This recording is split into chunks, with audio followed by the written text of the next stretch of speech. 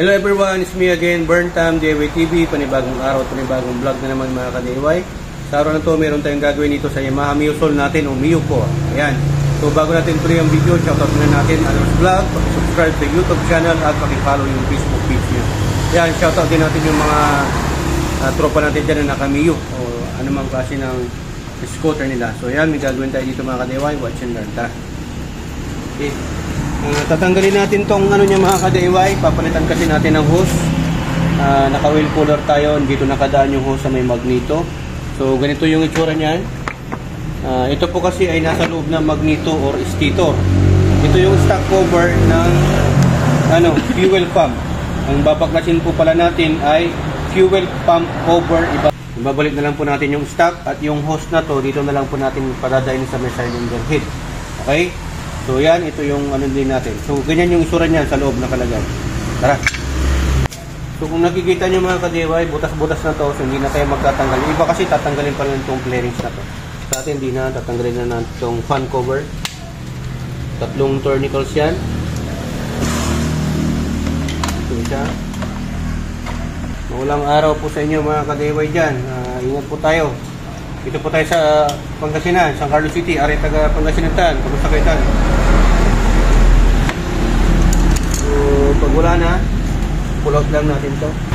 Yan, naka-carbon fan cover po tayo by NTRT. Takin lang. Yun. Carbon. Carbon Lodi. Carbon mga kagay. Next thing na gagawin natin, tatanggal natin tong fan by MTRT. So yan, persahan nyo lang po ito. Kontrahin nyo kasi siyempre sa katagalan din po. Yung fan. Mas maganda, any brand can do, mas maganda yung malaking fan. Magpalit kayo lalo na pagkargado yung motor. Kasi napaka-crucial po na kailangan mong malakas yung hangin para magpalamig. Kasi ano po ito air cooled po yung ano natin. Wala, hindi po to liquid. Ano lang tayo kaya tayo naglagay nitong oil cooler para sa ganun matulungan na mapalamig yung makina kasi kargado po. Ayan, MTRT brand. So gagawin natin, tatanggalin natin tong flywheel or magneto. Okay? Pagka wala pa kayong ganito, ito yung ginagamit. Tapos ano ba size nito? Size 17. Yan. Tapos ito yung gamit dito. Pangontra. Yan. Okay? Pero ito mabilisan na.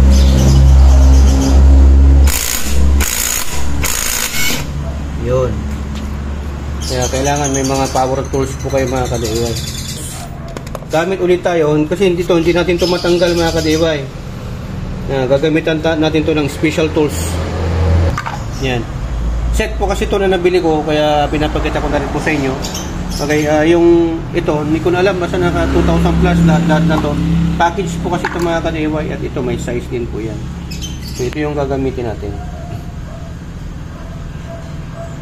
Nalinisan natin ito mga ka-DIY. Itong thread na to, ito yung paglalagyan natin ng cooler. Yan. Saka natin ilagay yung isa. Yung iba kasi, hindi kumakasya. Hindi po talaga kakasya yan pagka mali po yung paglalagay mo. Pabaligtad po yan yun. Kumasya ho siya mga ka-DIY. Ano nyo lang po. Tapos, saka natin ito ilagay. Tapos, ito, tools. So yan, gamit tayo ng adjustable wrench or crescent. Tapos itong wrench na to na open. Combination. So yan, higpitan muna natin ito mga kanina.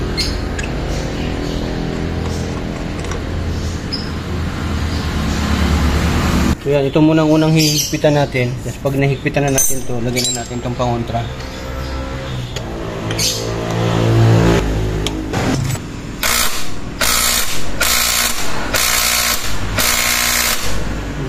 Yan, tanggalin natin itong stator, taas lang natin. Pwede naman tanggalin yan sa may sakit niya. Tapos ano natin itong circlip.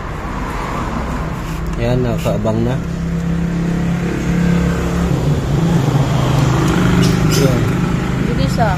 to, inano na natin kanina yan.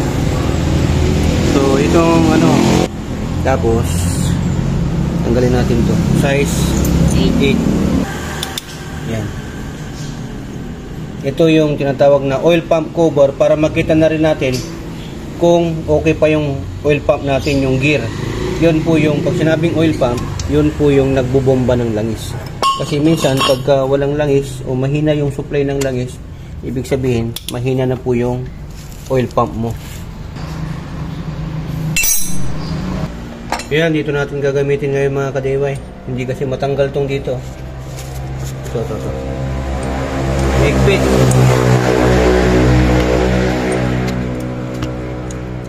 Yan, pupukpukin natin yan, martilyo.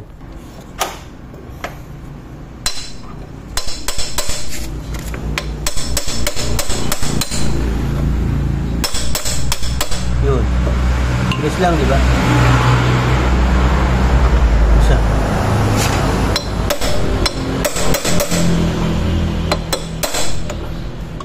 Yun. Ganun po kabilis to.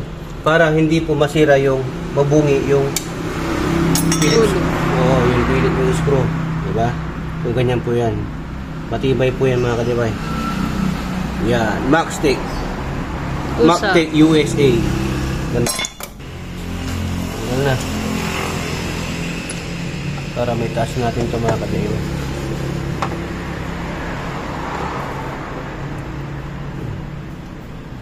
Ito yung rewind. Para may taas natin. Makapagtrabaho tayo ng mais dito. Cover mga ka-DIY. Lagay natin itong mahabang tornilyo.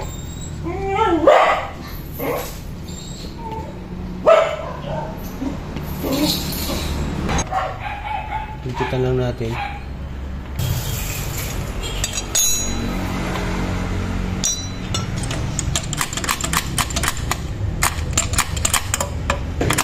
Yan. Yun. So, dyan makikita na po natin kung ano nasa loob. So, yun mga ka-DIY, oh. Yan po yung ano natin, pump, oil pump. So,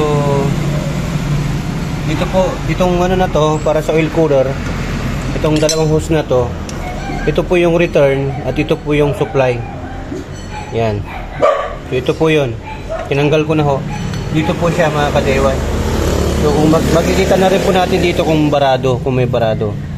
Kasi dyan po lumalabas. Yun, oh, may dumi ho siya mga ka-DIY. Ayun, may sludge. Barado nga. Yan, oh. May bumara. Namuo. Parang gasket o ano to. Yan, oh. Ito sa galing sa may baba. So ito po yung gasket niya. Okay pa naman. Hindi pa naman siya palitin. Yan. Tapos ito naman yung gasket dito sa may. Ito pala yung mga bumara mga ka-DIY. Itong gasket dito. Kaya pag maglalagay kayo ng gasket dito, yung manipis lang. Kasi ito yung mga nagpapabara. Yan, oh. Yan yung pumasok dun eh. Yung manipis na manipis lang. Ito yung bumara dito. Yan, oh. Diba? Kita nyo. Yan. Dito siya bumara mga ka-DIY. Kaya walang lumalabas na oil dito. Yan, oh. Oh, yan yung papunta doon eh. Sa oil cooler eh. Dito siya nabaraduhan, oh. Kaya pala walang lumalabas na oil. Nabaraduhan siya dito. Ayun, oh, dami, oh. Oh. Kaya pala ito naman gasket. Dito siya bumara. So walang pumapasok na langis doon. Hindi nagsisirculate ng langis. Ayan, tatanggalin muna natin dito kay DIY. Itong para sa oil cooler. Kasi bubugahan natin ng hangin para matanggal yung mga bara niya. Kasi kaya natin to binaklas para makita natin kung ano yung isang problema, bakit kukunti yung lumalabas na langis dito sa exit niya.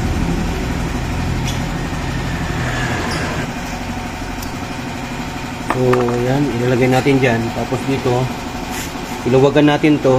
Yan, bubugahan natin ng hangin. Yan.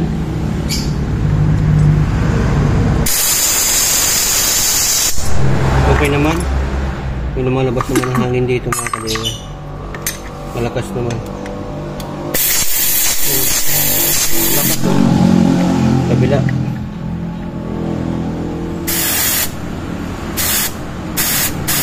Tinutulak niya yung tornilyo na nilagay natin. Ayan. Nasaraduhan na kasi natin to.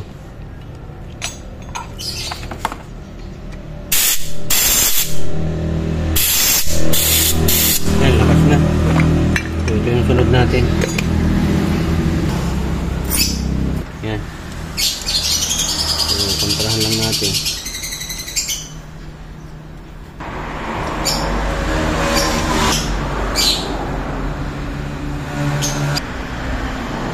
Para matrace talaga natin kung alin pa yung ibang bumabarado.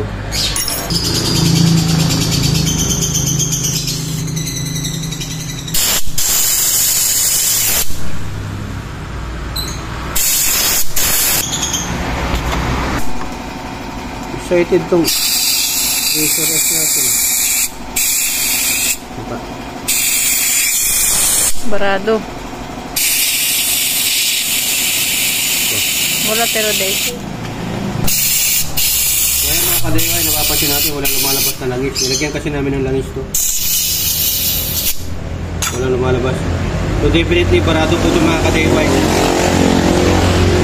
Yan, buti na trace natin. Ang gagawin natin, papalitan natin ng hose. Patuyuin natin mamaya. Ano? Yun, ang lakas na oh. Baliktaran.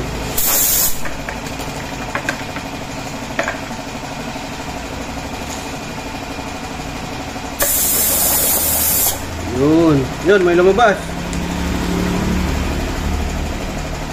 Yan o, gas kick mga ka-DIY. Kaya pala, barado.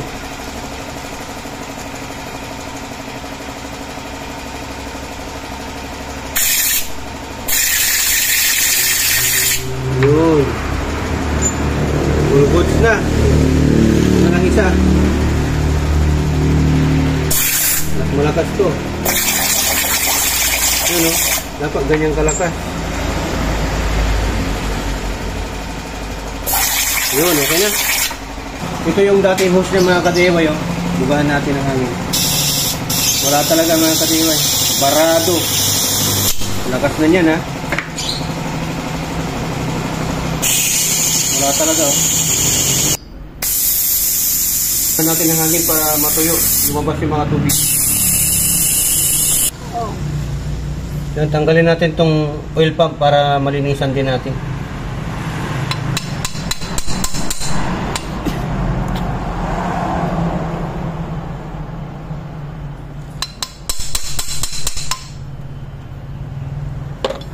Bilis lang.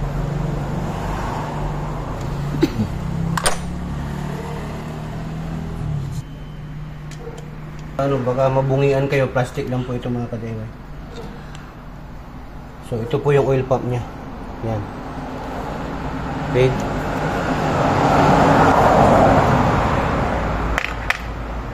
Yan. Tignan nyo kung maalog na at magiwang na, hindi pa naman, okay pa naman to. Pero may plano kami na palitan natin to ng 32 teeth. 34 po kasi itong stock. Palitan natin ng high speed. Magbabawas tayo para mas mabilis yung ikot kasi magaan. Okay, tanggalin mo lang to. Tapos may pin yan. Tapos may gear yan sa loob. Yun o. Yun yung gear niya o. So yan mga ka-DIY, yung return niya mula sa oil cooler, yung oil papunta dito, pabalik ng makina. Sasaraduhan na natin. Kasi hindi na natin pababalikin dito yung langis. Dito na lang natin pababalikin sa may valve para maanuhan niya direkta yung mga cams tapos yung mga rocker arm. Dito na mismo. Hindi na dito. Ito na lang dito muna. Supply. Nalinisan na rin natin mga ka-DIY. Saka na natin ito palitan kasi wala tayong mahanap. Ang ilalagay natin either Puso, MTRT or Speak B or RS8. So, pwede pa naman to, wala pa namang gewang, wala pa namang alog, all goods pa naman to mga ka-DIY. Okay? Ayan. Lagay na rin natin yung gasket niya. So, may ano naman yan, may guide naman. Hindi mo naman may ilalagay yung tornilyo.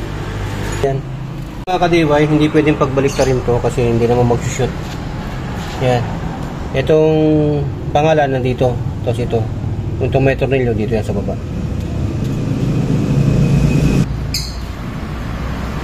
Sakto. Ka-DIY, babalik na po natin.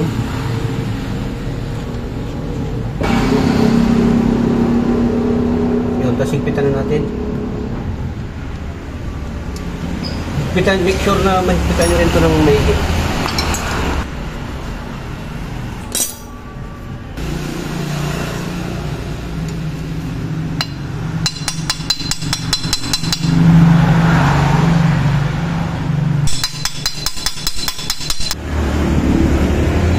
Kaya bubuin na natin ito mga ka-DIY. Yan, malapit-lapit na to. Yan, huwag nating kalimutan na may yung ring niya, yung ring.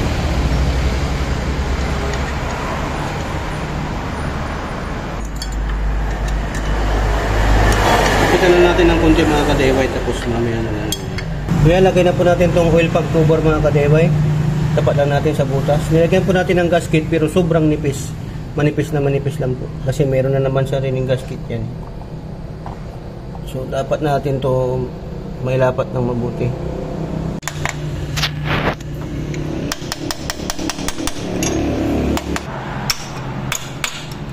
Yung mga tornilyo niya, dalawang mahaba sa baba. Tapos isang maikli sa may taas. Yan. Kumpita na po natin. Para hindi lalabas yung oil. Ito po yan. Yan, sunod natin na ilagay mga ka-DIY yung stator. Yan. May circlip po ito mga ka-DIY. Balik po natin.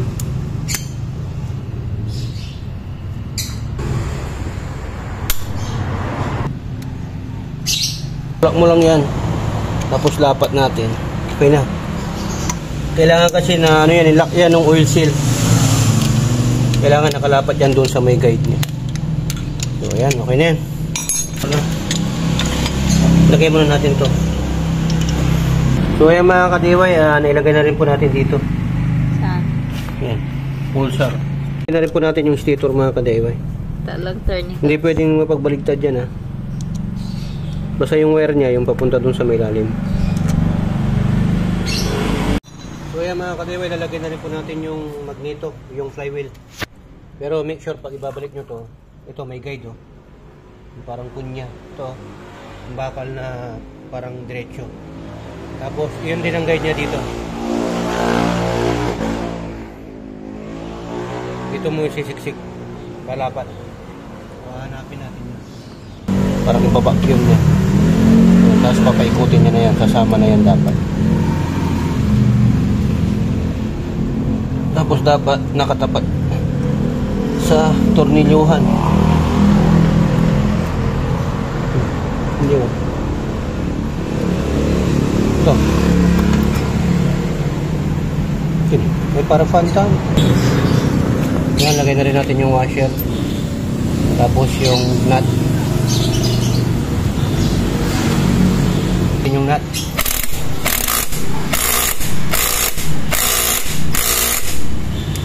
Yun. So, lumapat na. Okay na yan. Tapos lagay na natin yung fan. So, wala na tayong mahanap na washer. Yun.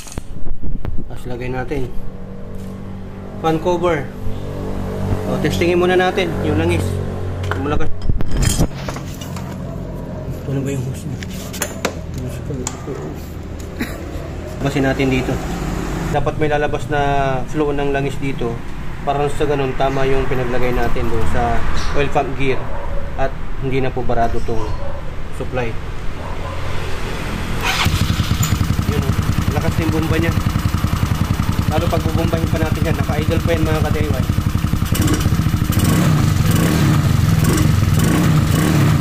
Lakas. So okay yung pinagawa natin mga ka-DIY. At makita nyo naman dito, wala naman ng tagas. Wala siyang tagas. So ayan, ipipix na po natin. At sa oil natin, ang gamit natin oil Dilo Gold. So yung mga tumapon, papalitan na lang natin, dadagdagan natin. I-change oil na rin natin to.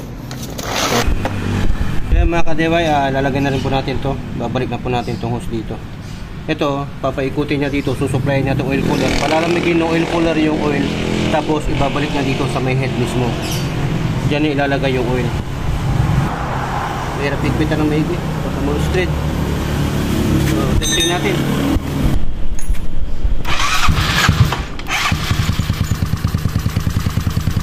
Yun, ano kung may tagas. Lipas natin.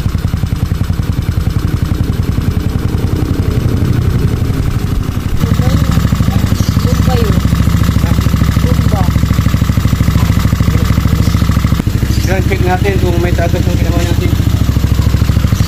Kain natin.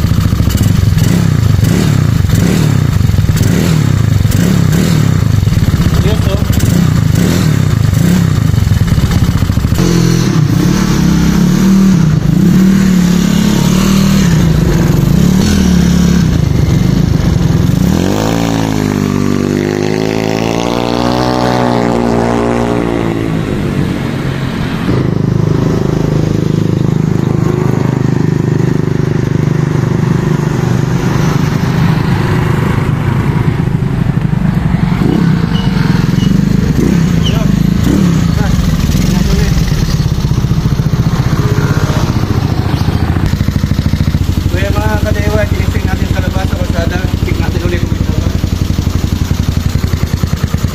Yun, okay, wala. Dito.